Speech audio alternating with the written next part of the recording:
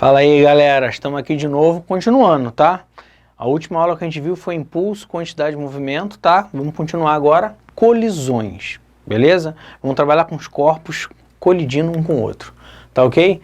Então, ó, conservação da quantidade de movimento. Eu tinha dito na aula passada, né, que a quantidade de movimento universal, ela é conservada, né? Ela se mantém. Então, vamos partir desse princípio, ok? Então, considerando com um sistema isolado, as forças externas, tá? FR igual a zero e FR vezes ΔT, o impulso vai ser zero, não vai ter impulso, ok? Pelo teorema do impulso, se o I for igual a zero, a minha variação vai ser o que, gente? Igual a zero, eu não tenho. Então, a quantidade de momento inicial e final vai ser exatamente a mesma. Então, a quantidade de movimento de um sistema de corpos isolados de forças externas é constante, beleza? Então vamos lá, ó. Os princípios da conservação de energia e da quantidade de movimento são independentes. Então preste atenção nisso. Não significa que a minha quantidade de movimento se conservou, que a minha energia vai se conservar. As pessoas costumam confundir essas duas coisas, tá? Se a minha quantidade de movimento, a gente sempre vai considerar ela constante, ela vai estar sempre conservada, tá? A variação vai estar sempre constante, ela vai estar sempre conservada. Essa variação não implica que a minha energia também vai estar conservada. Pode ocorrer que esteja, mas não é uma certeza, tá? A quantidade de movimento pode permanecer constante, ainda que a energia mecânica varie, tá? Quantidade de movimento dos corpos, que constituem um sistema mecanicamente isolado, não é necessariamente constante. O que permanece constante é a quantidade de movimento total do sistema. O que isso quer dizer? Se eu tiver dois corpos, esse cara tem uma quantidade de movimento e o cara do lado de cá tem outra quantidade de movimento, não significa que esses dois caras vão manter a mesma quantidade de movimento o tempo inteiro. Significa que o sistema, que os dois estão inseridos, vai manter a quantidade de movimento igual. Beleza? Significa que se um tem 5 e o outro tem 7, o total é 12.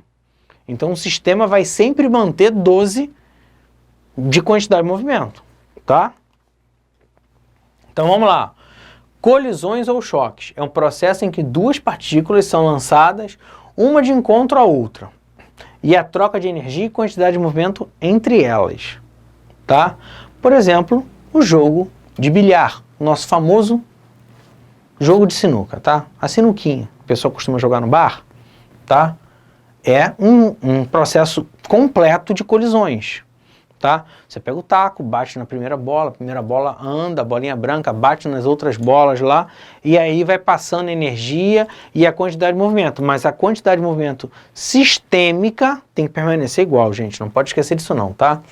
A quantidade de movimento total de um sistema de objetos em colisão, uns com os outros, mantém-se inalterados antes, durante e depois da colisão, tá? Pois as forças que atuam nas colisões são forças internas e não são forças externas, tá ok? Ocorre apenas uma redistribuição da quantidade de movimento que existia antes do corpo. O que eu falei para vocês? Nós temos o nosso sistema, nossas bolas de bilhares, tá? Você deu a tacada, bateu. No final que elas andarem todas para um lado e para o outro, o que acontece com as bolinhas todas? Elas voltam a parar. Por quê? Porque a quantidade de movimento do sistema antes de você dar a primeira tacada, ela era nula. Estava todo mundo parado, tá? Então elas andam e param todas elas após a colisão. Por que isso ocorre? Porque a quantidade de movimento do sistema não pode se mover, ok? Então olha para cá, ó, um exemplozinho de uma colisão qualquer, tá? Nós temos M1 e M2 vindo um em direção para o outro. Pum, bateram aqui, se chocaram, tá? Repara que o M1 vai para cá, para cima, nessa direção aqui, nesse sentido, e M2 vem para baixo, ok? Isso aqui é bidimensional, tá? Estou trabalhando com duas dimensões aqui, tá? Estão andando assim, eles não estão numa linha só, tá ok? Nós vamos praticamente trabalhar com colisões unidimensionais, tá? Então, mas isso aqui é só um desenho visto por cima para a gente poder entender como é que funciona as colisões. Então vamos lá. Já vimos que as colisões, por envolverem apenas forças internas, conservam a quantidade de movimento. Beleza. E a energia, ela é conservada? Pode ser que sim, pode ser que não. Tá? Embora a energia total seja sempre conservada, vem lá da energia mecânica, né? Pode haver transformação, tá? De energia cinética, que é a energia que está ali em movimento, tá? Inicialmente só a energia cinética, beleza? Em outras formas de energia, como energia potencial, se o objeto subir, né? Uma energia interna formando vibrações dentro do corpo, pode haver calor por causa de atrito, tá? Perdas por geração de ondas sonoras, se tiver um barulho, dependendo do objeto, se soltar uma faísca, você vai ter uma interação luminosa de energia, beleza? Então você pode ter perda de energia de outras maneiras, ok? Mas a princípio, a energia cinética é a inicial pura. Se eu não tiver nenhuma perda desse jeito, a energia vai se conservar. Senão eu vou ter uma perda simbólica de energia aí, tá? As colisões podem ocorrer de duas maneiras distintas, dependendo do que ocorre com a energia cinética do sistema, antes e depois da colisão. Aqui um desenhozinho de dois carros, tá? Eu posso ter uma colisão chamada de elástica e uma colisão chamada de inelástica. O que significa aqui? Colisão elástica, uma colisão que toda a minha energia vai ser transportada, tá? Então, matematicamente falando, a minha energia cinética vai ser conservada. A energia cinética que eu tinha antes da colisão e a energia cinética que eu tenho depois da colisão vai ser rigorosamente a mesma. Lembrando que é do sistema, gente. E a colisão inelástica, eu tenho uma perda de energia, tá? Então vamos lá, ó. Falando de sinuca, tá aqui ela, ok? Então eu tenho uma esfera A, uma esfera B, a esfera branca e a esfera B, tá? A energia cinética de A vale 8, a energia cinética de B, 4 joules. Pum, bateram e estão aqui, ó. Agora, aqui nessa situação aqui, A tem uma energia cinética de 5 e B tem uma energia cinética de 7. Repara o seguinte, 8 mais 4 dá 12 e 5 mais 7 também dá 12. A minha energia cinética inicial e final, ela foi conservada. Significa que esse tipo de colisão é uma colisão elástica. Por quê? Porque os valores de energias iniciais e finais são exatamente os mesmos, tá? Ó, observa que se calcularmos a energia cinética total do sistema, foi o que eu fiz antes, olha lá, 8 mais 4, 12, 5 mais 7 também dá 12, tá ok? Nesse caso, a energia cinética total dos dois corpos está conservada, tá ok? Essa forma, quando a energia é conservada, não esqueça, é a nossa colisão elástica. E se a minha colisão... Olha aqui, ó, presta atenção. Um desenho básico de colisão de um exercício, tá? Nós temos aqui, ó, a nossa primeira bola esférica bem grande, a segunda está aqui. M1 V1I mais M2 V2I. Por quê? Eu estou trabalhando com sistema, então tem que entrar tudo, tá? Quantidade de movimento inicial tem que ser igual à quantidade de movimento final, que seria desse caso aqui, ó, M1 V1F mais M2 V2F. Vocês têm que prestar atenção que, ó, as velocidades estão em sentidos opostos. Então, um vai ser chamado de positivo referencial e o outro vai ter que ser chamado de negativo referencial, tá? Não pode esquecer disso não, tá? E aqui os referenciais inverteram, ó. Se você chamou esse cara de positivo, quem vai ser positivo aqui agora é o V2. O V1 vai passar a ser negativo porque o V2 aqui era negativo, tá? E nós vamos para as velocidades, ó.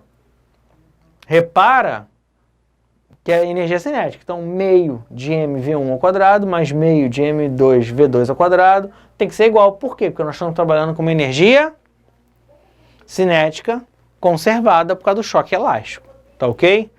Então, ó, no choque elástico de corpos de mesma massa. Aí um exemplo bem específico, tá? Se esses dois caras aqui tiverem a mesma massa, eu vou cortar todas as massas aqui, ó. Todas elas vão sumir. E o que vai acontecer? Se eu tiver esse cara parado e as massas forem iguais, significa que esse cara vai transportar para esse toda a sua velocidade. Toda a velocidade desse carinha aqui, ó, vai ser transmitida para esse cara aqui, ó. Então eu vou ter que V1F vai ser 0, esse cara vai parar e esse cara vai continuar andando com a velocidade que o primeiro tinha, tá? Os corpos trocam de velocidade, beleza? Colisão inelástica, ou chamada de plástica. Também a gente vai trabalhar de inelástica, tá? Essa inelástica, ela pode acontecer de duas maneiras diferentes. Ela pode ser parcialmente ou total. Eu posso não transmitir nada da minha energia, eu posso transmitir um pouquinho da minha energia, tá? Então é aquela onde a energia cinética não se conserva, eu tenho perda de energia, tá? Isso ocorre porque parte da energia cinética das partículas envolvidas no choque se transforma em energia térmica, sonora ou qualquer outra forma de energia perdida, tá? Que a gente viu anteriormente, tá? Vocês não podem esquecer, ó, que o mesmo energia cinética não se conservando, a quantidade de movimento do sistema sempre se conserva, tá? Então vamos lá, ó. Perfeitamente inelástica, tá? É aquela que após o choque os corpos passam a ter a mesma velocidade, eles movem-se juntinhos, tá ok? É como se eu não tivesse capacidade de transmitir energia para outro cara. Eu bati no outro cara. Desculpa, gente. Ai. A velocidade, os caras estão juntos, eles bateram e continuam juntos. A bolinha de sinuca, ela bate, empurra a outra bola. É aquela famosa jogada. Você foi lá com um taco, bateu na bola branca, a bola branca bateu na vermelha, parece que tem um imã que elas grudam e vão as duas pra caçapa. Acabou o jogo, você perdeu o jogo. Ou você tem que sair correndo e meter a mão lá pra não morrer se for aquele joguinho de ficha, tá, gente? Então olha aqui, ó. Isso é como se eu não tivesse passado nenhuma energia. Significa que a maior perda possível de energia cinética. É como se eu não tivesse conseguido passar praticamente energia nenhuma. Praticamente a minha energia toda se perde nesse problema, tá? Então, ó, figuras seguidas exemplificam colisão perfeitamente inelástica. Então, tem um carro batendo, ele bate no caminhão e ó, praticamente ele gruda no caminhão, vira um corpo só e continua andando com esse caminhão. Ok? Colisão de veículo é quando um bate e arrasta outro carro, tá? Então olha aqui, ó, eu tenho dois corpos vindo um em direção para o outro, eles batem e ó, os dois se mantêm numa única direção, num único sentido, ok? Então ó, V1F é igual a V2F que é igual a VF, tá? Tudo aqui é igual, essa velocidade é igual a essa, que é igual a uma velocidade única deles, tá ok?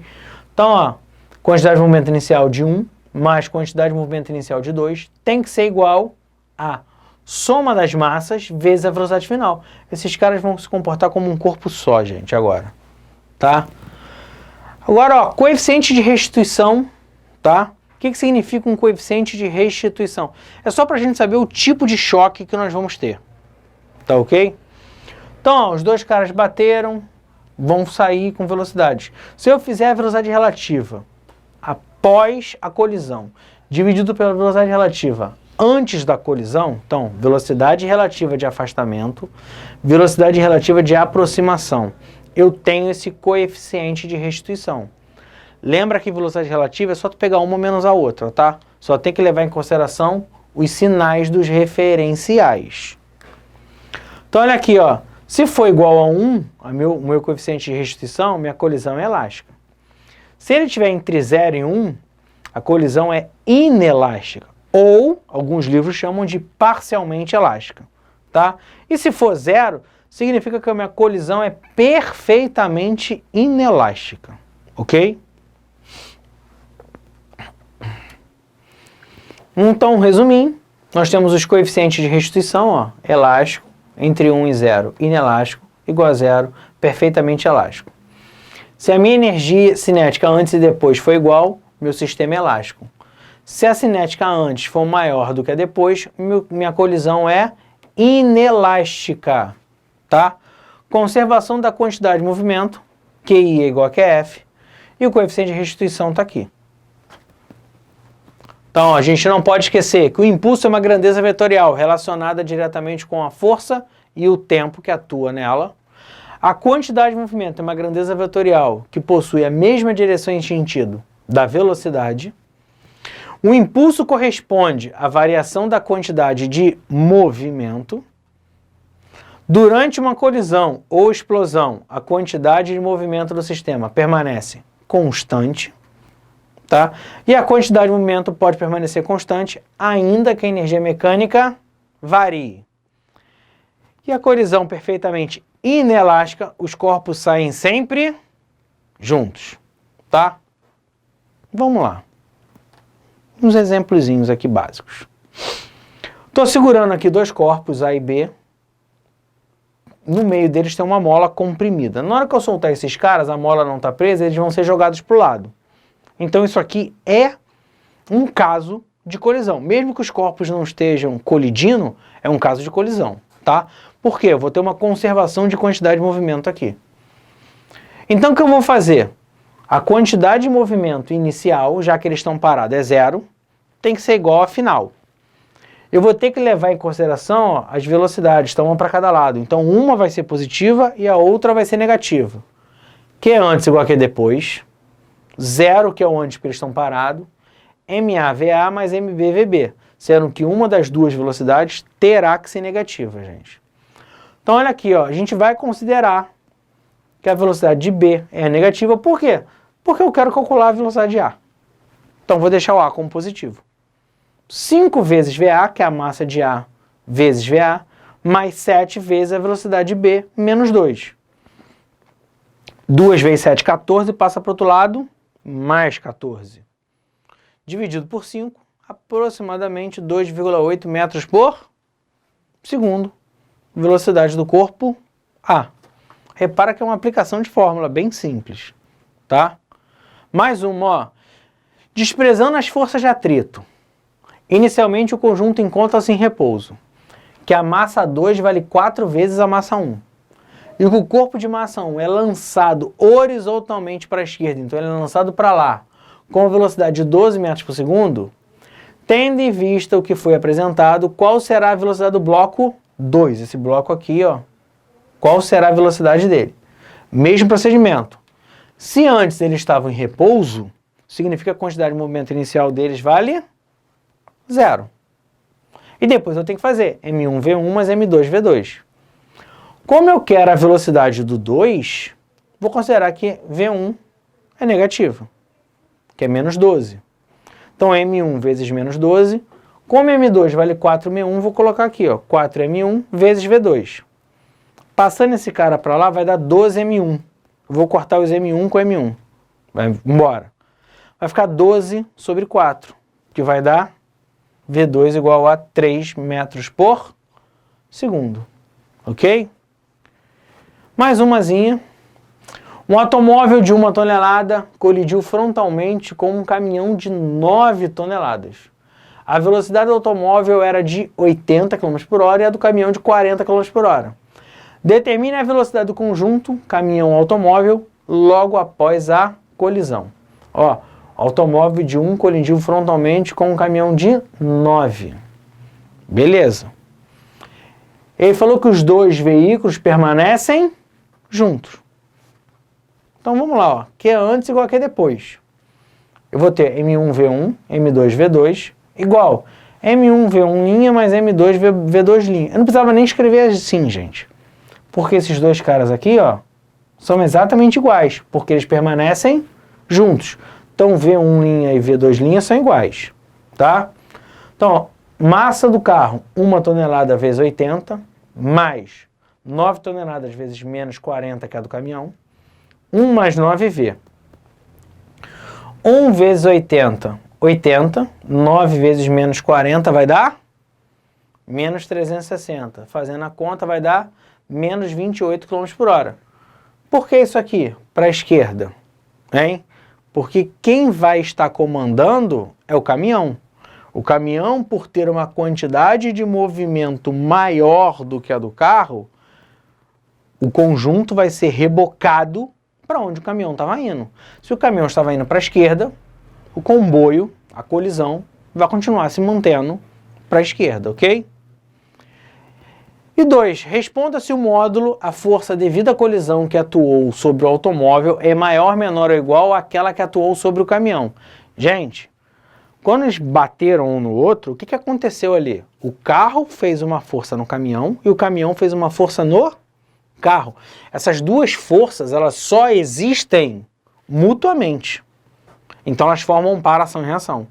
Se elas formam um par ação e reação, as forças têm que ser o quê? Iguais, tá? Porque formam um par ação e reação. Beleza? Um grande abraço para vocês, tá? Não esquece de botar o nome de vocês no comentário, tá ok? Curtir lá, falar se tá gostando ou não e ó, de novo, não esquece não, tá?